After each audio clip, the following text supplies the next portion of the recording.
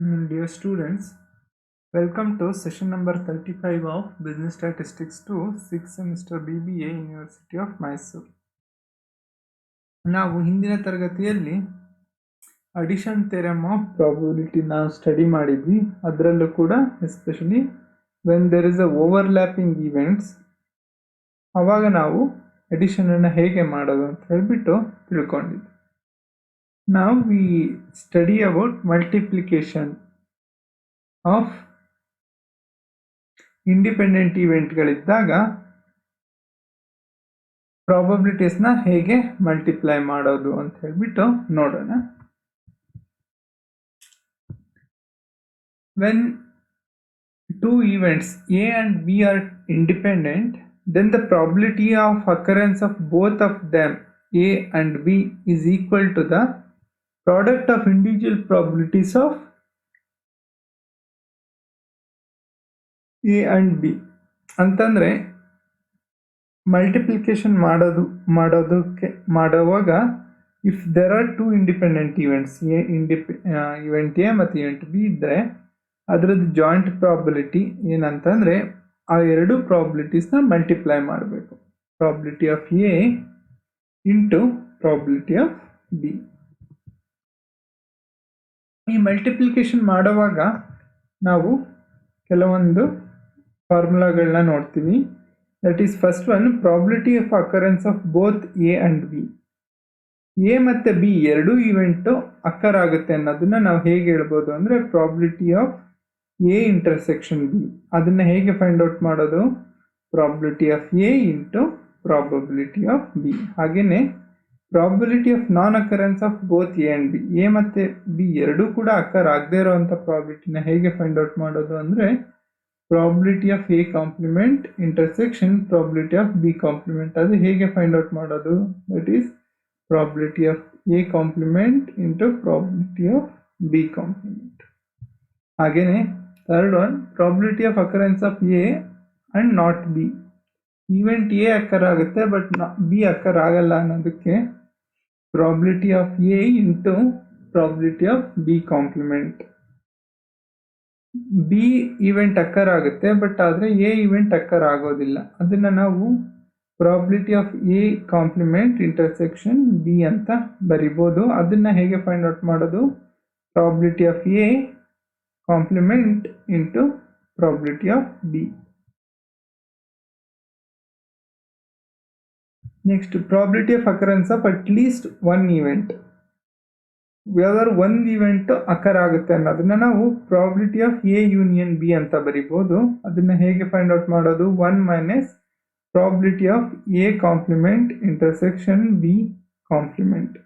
ಅಥವಾ ಇನ್ನೂ find out simplify ಆಗಿ 1 minus probability of A complement minus probability of B complement. Next, probability of non occurrence of at least one event. ಯಾವ್ದಾದ್ರು ಒಂದು event ಆಗೋದಿಲ್ಲ ಅಂತ ಅನ್ನೋದನ್ನ ಪ್ರಾಬಿಲಿಟಿ ಹೇಗೆ ಫೈಂಡ್ ಔಟ್ ಮಾಡೋದು? That is probability of A complement union B complement. ಅದನ್ನು find out ಮಾಡೋದು 1 minus probability of A into probability of B. Next, probability of non occurrence of only one event. ಅದರ ಒಂದೇ ಒಂದು event ಆಗದೆ ಇರೋದನ್ನ ಹೇಗೆ find out ಮಾಡೋದು ಅಂದರೆ probability of A intersection B complement. ಅಂದರೆ ಇಲ್ಲೇನಾಗ್ತದೆ, ಬಿ ಇವೆಂಟ್ ಅಕ್ಕರ್ ಆಗಲ್ಲ, ಓನ್ಲಿ ಎ ಇವೆಂಟ್ ಅಕ್ಕರ್ ಆಗುತ್ತೆ. ಹಾಗೇನೆ probability of A complement intersection B, ಅಲ್ಲಿ ಬಿ ಮಾತ್ರ ಆಗ್ತದೆ. ಈ ಎರಡು ಪ್ರಾಬಿಲಿಟಿನ ಸಮ್ ಮಾಡಿದಾಗ ನಮಗೆ probability of occurrence of only one event ಸಿಗ್ತದೆ. ನಮಗೆ ಅದನ್ನು ಫೈಂಡ್ ಔಟ್ ಮಾಡೋದು probability of A into probability of B complement plus probability of A complement into probability of B. Now let us see one example. ನೋಡಿ, if X speaks truth in 4 out of 5 cases and Y speaks lie in 2 out of 5 cases, what is the probability that both will speak truth, both will speak lie X speaks truth but Y speaks lie. X speaks lie but Y speaks truth. At least one of them will speak truth. Next, at least one of them will speak lie. Next question, they are likely to contradict each other in stating a same fact. The next one, they are likely to have a same opinion. ಅಂದರೆ X ಸುಳ್ಳು ಹೇಳಿದ್ರೆ ಇವನು ಸುಳ್ಳು ಹೇಳಿರ್ತಾನೆ, ಅಥವಾ X ನಿಜ ಹೇಳಿದ್ರೆ ಇವನು ನಿಜ ಹೇಳಿರ್ತಾನೆ. ಅದ್ರದ್ದು ಪ್ರಾಬಿಲಿಟಿ ಎಷ್ಟು ಅಂತ ಹೇಳ್ಬಿಟ್ಟು ಫೈಂಡ್ ಔಟ್ ಮಾಡು. First let's event A as X speak truth. X ನಿಜ ಹೇಳೋದನ್ನ ನಾವು ಎಕ್ಸ್ ಅಂತ ಎ ಅಂತ ತಗೊಳ್ಳೋಣ. Probability of A is 4/5 or 0.8. X ನಿಜ 4 ಔಟ್ ಆಫ್ 5 ಚಾನ್ಸಲ್ಲಿ ಅವನು 4 ಸಲ ನಿಜ ಹೇಳ್ತಾನೆ. ಅಂದರೆ 4/5 80% of the times he speaks truth. ಹಾಗೇನೆ let B Y speaks truth. Y ಅನ್ನೋ ನಿಜ ಹೇಳೋದನ್ನ ಬಿ ಅಂತ ತಗೊಳ್ಳೋಣ. Probability of B equals 3/5. ಅಂದರೆ ಅವನು ವೈ 2 ಸಲ ಸುಳ್ಳು ಹೇಳ್ತಾನೆ ಅಂದರೆ 3 ಸಲ ನಿಜ ಹೇಳ್ತಾನೆ ಅಂತ. That means 3/5 equals 60, 0.60. That is 60% of the times he speaks truth. ನೋಡಿ, ಇದನ್ನು ಟೇಬಲಲ್ಲಿ ಬರೆದಿದ್ದೀನಿ. Event A that is probability of A speaking truth is 0.8. ಹಾಗಿದ್ರೆ ಅವನು ಸುಳ್ಳು ಹೇಳೋ ಚಾನ್ಸಸ್ ಎಷ್ಟಿದೆ? 20%. ಹಾಗೆ ಬಿ ನಿಜ ಹೇಳೋ ಚಾನ್ಸಸ್ 60%. ಅವನು ಸುಳ್ಳು ಹೇಳೋ ಚಾನ್ಸಸ್ 1 - 0.6 ದಟ್ ಈಸ್ 40. ಹಾಗಿದ್ರೆ ಇಬ್ಬರೂ ನಿಜ ಹೇಳೋ ಅಂತ ಚಾನ್ಸಸ್ ಏನು? Probability of A intersection B that is probability of A into probability of B, that is 0.8 into 0.6, that comes to 0.48. ಹಾಗೇನೆ ಇಬ್ರು ಸುಳ್ಳು ಹೇಳೋ ಚಾನ್ಸಸ್, ಏನು ಸುಳ್ಳು ಹೇಳ್ತಾನೆ? ಬಿನು ಸುಳ್ಳು ಹೇಳ್ತಾನೆ. That is probability of A complement intersection B complement, that is 0.20 into 0.40. we get 0.08. ಹಾಗೆ ಇಲ್ಲಿ ಈ ಬಾಕ್ಸಲ್ಲಿ ಏನಾಗ್ತದೆ? ಎ ನಿಜ ಹೇಳ್ತಾನೆ, ಬಿ ಸುಳ್ಳು ಹೇಳ್ತಾನೆ. That is probability of A intersection B complement. we get probability of A into probability of B complement, that is 0.8 into 0.4, we get 0.32. ಹಾಗೆ ಈ ಬಾಕ್ಸಲ್ಲಿ ನೋಡಿ, ಈ ಬಾಕ್ಸಲ್ಲಿ ಬಿ ನಿಜ ಹೇಳಿರ್ತಾನೆ, ಎ ಸುಳ್ಳು ಹೇಳಿರ್ತಾನೆ. That is probability of A complement. A ಸುಳ್ಳು ಹೇಳಿರ್ತಾನೆ, ಬಿ ನಿಜ ಹೇಳಿರ್ತಾನೆ.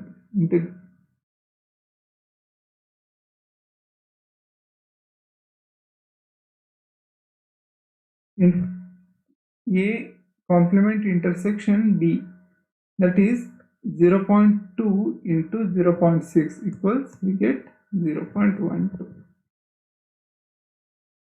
ಈಗ ಗೊತ್ತಾಯ್ತಲ್ಲ? ಸೇಮ್ ಅದನ್ನೇ ನಾನು ಇಲ್ಲಿ ಬರ್ದಿದ್ದೀನಿ. Probability of A intersection B, that is both A and B will speak truth. The probability is 0.8 into 0.6, we get 0.48. ಹಾಗೇನೆ ಇಬ್ಬರು ಸುಳ್ಳು ಹೇಳೋ chances, both will speak lie, that is probability of A complement into B complement, that is 0.2 into 0.4, we get 0.8. ಹಾಗೇನೆ ಮೂರನೇದು, X speaks truth but Y speaks lie. The probability of A into probability of B complement, we get 0.8 into 0.4, we get 0.32. ಹಾಗೇನೆ next question, X speaks lie but Y speaks truth. That is probability of A complement intersection B equals probability of A complement into probability of B equals 0.2 into 0.6, we get 0.12. Next question, at least one of them will speak a lie. ಓಕೆನಾ? ಅದನ್ನು ನಾವು ಹೇಗೆ find out ಮಾಡ್ತೀವಿ? probability of A union B equals 1 minus probability of A complement intersection B complement, that is 1 minus 0.08. ಅಂದರೆ ಇಬ್ಬರೂ ಸುಳ್ಳು ಹೇಳೋ chances ಎಷ್ಟಿದೆ 0.8. ಹಾಗಿದ್ರೆ ಅಟ್ಲೀಸ್ಟ್ ಒಬ್ಬನಾದ್ರು ನಿಜ ಹೇಳೋ ಚಾನ್ಸ್ ಇರುತ್ತಲ್ವಾ, ಅದೇ ಎಷ್ಟು 1 ಮೈನಸ್ 0.08 ದಟ್ ಈಸ್ 0.92. ಹಾಗೆ next at least one of them will speak ಲೈ. ಯಾರಾದರೂ ಒಬ್ಬನಾದ್ರೂ ಸುಳ್ಳು ಹೇಳೋ ಚಾನ್ಸಸ್ ಎಷ್ಟಿದೆ ಅಂತ ಹೇಳ್ಬಿಟ್ಟು, ಅಂದರೆ ಇಬ್ಬರೂ ನಿಜ ಹೇಳೋ ಚಾನ್ಸ್ ಎಷ್ಟಿದೆ 0.58. ಹಾಗಿದ್ರೆ ಒಬ್ಬನಾದರೂ ಸುಳ್ಳು ಹೇಳೋ ಚಾನ್ಸ್ ಎಷ್ಟಿದೆ 1 minus probability of A intersection B that is 1 minus 0.48 equals 0.52. Next question, they are likely to contradict each other in a stating the same fact. ಅಂದರೆ ಅಟ್ಲೀಸ್ಟ್ ಇವನು ನಿಜ ಹೇಳಿದಾಗ ಅವನು ಸುಳ್ಳು ಹೇಳ್ತಾನೆ, ಎಕ್ಸ್ ನಿಜ ಹೇಳಿದಾಗ ವೈ ಸುಳ್ಳು ಹೇಳ್ತಾನೆ, ವೈ ನಿಜ ಹೇಳಿದಾಗ ಎಕ್ಸ್ ಸುಳ್ಳು ಹೇಳ್ತಾನೆ. ಆ ಚಾನ್ಸಸ್ ಎಷ್ಟು ಅಂತ ಹೇಳ್ಬಿಟ್ಟು ಫಸ್ಟ್ ಒನ್ನು ನಾವು ಏನನ್ನ ಫೈಂಡ್ ಔಟ್ ಮಾಡ್ಕೋಬೇಕು, ಪ್ರಾಬಿಲಿಟಿ ಆಫ್ ಎ ನಿಜ ಹೇಳಿದಾಗ ಬಿ ಸುಳ್ಳು ಹೇಳೋ ಚಾನ್ಸಸ್ ಎಷ್ಟು ಪ್ಲಸ್ ಬಿ ನಿಜ ಹೇಳಿದಾಗ ಎ ಸುಳ್ಳು ಹೇಳೋ ಚಾನ್ಸಸ್ ಎಷ್ಟು ಅಂತ ಹೇಳ್ಬಿಟ್ಟು ಎರಡನ್ನು ಫೈಂಡ್ ಔಟ್ ಮಾಡಿಕೊಂಡು ಆ್ಯಡ್ ಮಾಡಬೇಕು. First one, probability of A intersection B complement equals probability of A into probability of B complement plus probability of A complement intersection B probability ಎಷ್ಟು ಅಂದರೆ probability of A complement into probability of B equals already find out ಮಾಡ್ಕೊಂಡಿದ್ದೀವಿ, that is 0.32, another one is 0.12, we get 0.44. okay. Next, they are likely to have a same opinion ಇರುವಂಥ chances ಎಷ್ಟು ಅಂದರೆ ಇಬ್ಬರು ನಿಜ ಹೇಳ್ತಾರೆ ಅಥವಾ ಇಬ್ಬರು ಸುಳ್ಳು ಹೇಳ್ತಾರೆ, ಆ ಚಾನ್ಸಸ್ ಎಷ್ಟು.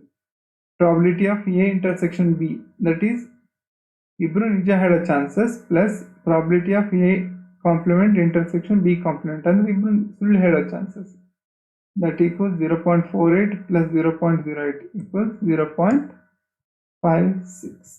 Okay, this is how we find the probability multiplication when the events are independent. Next, another example we see,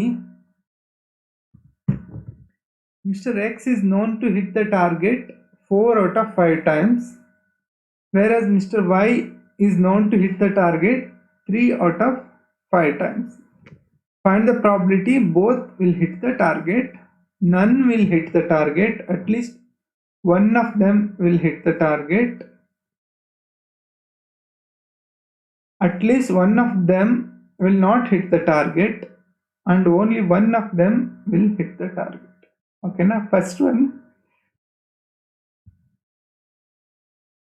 probability of both will hit the target. ಇಬ್ರು ಕೂಡ ಟಾರ್ಗೆಟ್ ಹಿಟ್ ಮಾಡೋ ಚಾನ್ಸಸ್ ಎಷ್ಟಿದೆ, ದಟ್ ಈಸ್ ಆ ಎರಡು individual ಪ್ರಾಬಿಲಿಟೀಸ್ನ ನಾವು multiply ಮಾಡಬೇಕು. ಎಕ್ಸ್ದು 4 out of 5 into ವೈದು 3 out of 5 that is 4/5 into 3/5 we get 12 divided by 25. This is the probability both will hit the target. And the next one is none will hit the target. ಇಬ್ರು ಟಾರ್ಗೆಟ್ನ hit ಮಾಡೋದಿಲ್ಲ. ಎಕ್ಸ್ದು target hit ಮಾಡದೇ ಇರೋ chances 1/5 into ವೈದು target hit ಮಾಡದೇ ಇರೋ chances 2/5 we get 2/25.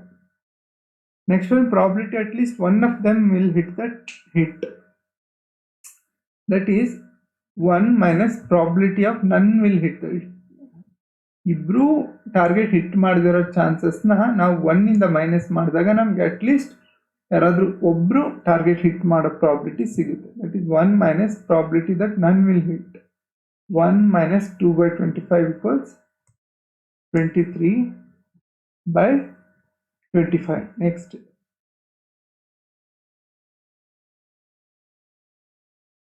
Next, at least one of them will not hit the target. ಇಬ್ಬರಲ್ಲಿ ಯಾರಾದರೂ ಒಬ್ರು ಟಾರ್ಗೆಟ್ ಹಿಟ್ ಮಾಡದೇ ಇರೋ ಚಾನ್ಸಸ್ ಎಷ್ಟು ಅಂತ ಹೇಳಿ 1 minus probability at least that both of them will hit. ಹೀಗೆ ಫೈಂಡ್ ಔಟ್ ಮಾಡೋದು, ಇಬ್ಬರಲ್ಲಿ ಒಬ್ಬರಾದರೂ ಕೂಡ ಹಿಟ್ ಮಾಡೋದಿಲ್ಲ ಟಾರ್ಗೆಟ್ನ, ಅದನ್ನು ಹೇಗೆ ಫೈಂಡ್ ಔಟ್ ಮಾಡೋದು 1 minus probability that both of them will hit, ಇಬ್ರು ಕೂಡ ಟಾರ್ಗೆಟ್ ಟಚ್ ಹಿಟ್ ಮಾಡ್ತಾರೆ, ಆ ಪ್ರಾಬಿಲಿಟಿನ 1 ಇಂದ ಮೈನಸ್ ಮಾಡಿದಾಗ ನಮಗೆ ಅಟ್ಲೀಸ್ಟ್ ಒಬ್ರು ಮಿಸ್ ಮಾಡ್ಕೊಳ್ಳೋ ಅಂತ ಪ್ರಾಬಿಲಿಟಿ ಸಿಗುತ್ತೆ. That is 1 minus 12 divided by 25 equals 13 divided by 20. Next last question, only one of them will hit the target. ಯಾರಾದರೂ ಒಬ್ರು ಟಾರ್ಗೆಟ್ ಹಿಟ್ ಮಾಡೋ ಚಾನ್ಸಸ್ ಎಷ್ಟು ಅಂತ ಹೇಳ್ತೀವಿ. That is probability that X hits but why does not hit. X hit ಮಾಡ್ತಾನೆ but why hit ಮಾಡಿದಿರೋ chances ಎಷ್ಟು? 4 out of 5 into 2 out of 4/5 into 2/5, that is 8/25. ಹಾಗೇನೆ probability that why hits but X does not, that is 1 divided by 5 into 3 divided by 5, we get 3 divided by 25. Required probability ಅಂದರೆ ಯಾರಾದರೂ ಒಬ್ರು ಮಾತ್ರ ಟಾರ್ಗೆಟ್ನ hit ಮಾಡ್ತಾರೆ ಅನ್ನೋ probability ಎಷ್ಟು? 8/25 plus 3/25 equals 11/25. So this is how we find the probabilities by doing multiplication. With this we have come to the end of this session. ಈ session ಅಲ್ಲಿ ನಾವು ಇಂಡಿಪೆಂಡೆಂಟ್ ಇವೆಂಟ್ಗಳಿದ್ದಾಗ ನಾವು ಪ್ರಾಬಿಲಿಟೀಸ್ನ ಮಲ್ಟಿಪ್ಲಿಕೇಶನ್ ಹೇಗೆ ಮಾಡೋದು ಅಂತ ಹೇಳಿಬಿಟ್ಟು ಈ ಸೆಷನ್ನಲ್ಲಿ ತಿಳ್ಕೊಂಡಿದ್ದೀವಿ. ಮುಂದಿನ ಸೆಷನ್ನಲ್ಲಿ ನಾವು ಕಂಡೀಷನಲ್ ಪ್ರಾಬಬಿಲಿಟೀಸ್ನ ನಾವು ಸ್ಟಡಿ ಮಾಡೋಣ. Thank you very much.